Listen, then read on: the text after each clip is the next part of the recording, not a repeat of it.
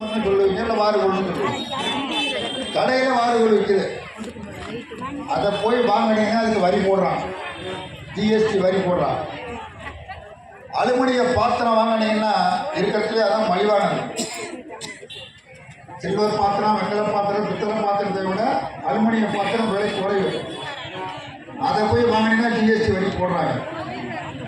நம்ம பிள்ளைங்க நோட்டு புத்தகம் வாங்குது, படிக்கிற பிள்ளைங்க, தொடக்க பள்ளி பிள்ளைங்க, உயர்நிலை பள்ளி பிள்ளைங்க, காலேஜ் பிள்ளைங்க நோட்டு புத்தகம் வாங்குது.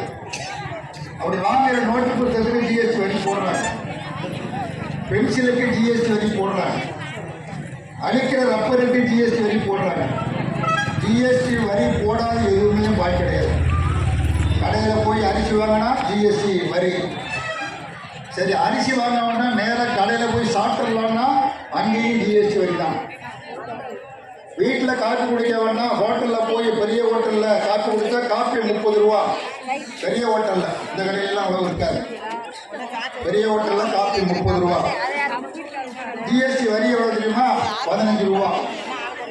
அந்த 15 ரூபாயில் 7 ரூபா 50 பைசா மாநில அரசாங்கத்திற்கு, இன்னொரு 7 ரூபா 50 பைசா ஒன்றிய அரசாங்கத்திற்கு. உங்களுக்கு புரியும்படி சொல்லணும்னா 7 ரூபா 50 பைசா ஸ்டாலின் சர்க்காருக்கு, 7 ரூபா 50 பைசா மோடி சர்க்கார்.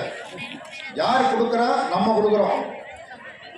நம்ம உழைச்சி சம்பாதிச்ச பணத்திலிருந்து நாம் கொடுக்குற பணம். ஹோட்டல் எங்கே இருக்குது? நம்ம ஊரில் இருக்குது.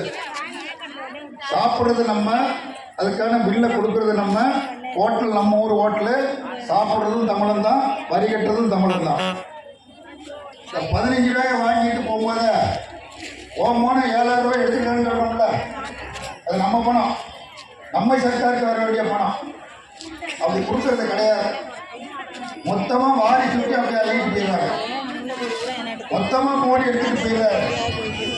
மோடி எடுத்துக்கிட்டு போய் திருப்பி கொடுக்கணும்ல, 7000 ரூபாய் ஏதாவது கொடுக்கணும், நமக்கு கொடுக்கறது கிடையாது. நாம் 1 ரூபாய் வரி செலுத்தினால், ஜிஎஸ்டி வரி செலுத்தினால் நமக்கு கொடுக்கிற தொகை வெறும் 27 பைசா மட்டும்தான். பாக்கி அவங்களே வச்சுக்கிறாங்க.